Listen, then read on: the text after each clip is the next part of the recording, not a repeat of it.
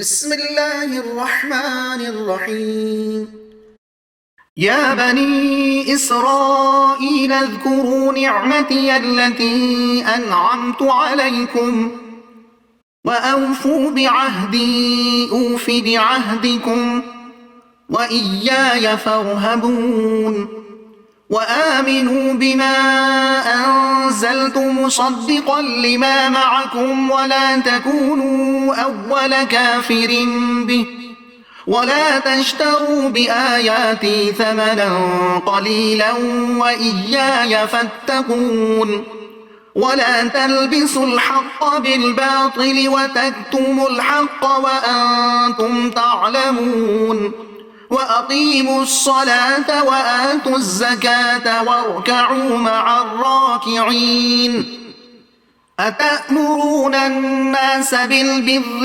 وتنسون أنفسكم وأنتم تتلون الكتاب أفلا تعقلون واستعينوا بالصبر والصلاة وإنها لكبيرة إلا على الخاشعين الذين يظنون أنهم ملاقو ربهم وأنهم إليه راجعون۔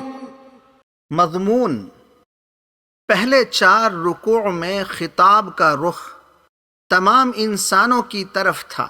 اب یہاں سے 14ویں رکوع تک خطاب کا رخ بنی اسرائیل کی طرف ہے، جو حضرت یعقوب علیہ السلام کی نسل اور حضرت موسیٰ علیہ السلام کی امت میں ہیں۔ اس قوم کی 4000 سالہ زندگی میں ہدایت الہی پر عمل کرنے یا نہ کرنے کے نتیجے میں جتنے نشیب و فراز ہوئے ہیں وہ اقوام عالم کے لیے نمونہ عبرت ہیں۔ مضمون: بنی اسرائیل کو ہدایت۔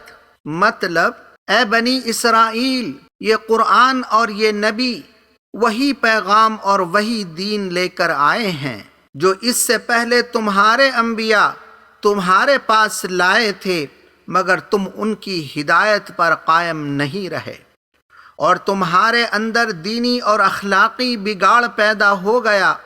اب ہم نے اپنے آخری نبی کو مکمل ہدایت دے کر بھیجا ہے، لہٰذا تم ان پر ایمان لاؤ اور ان کی ہدایت کی پیروی کرو۔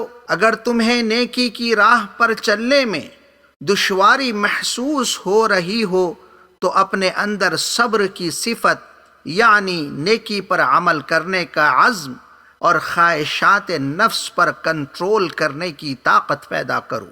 اگر تم اس کی پابندی کرو گے تو تمہارا دل خدا کے سامنے جواب دہی سے خائف ہوگا اور نماز کا پڑھنا آسان ہو جائے گا۔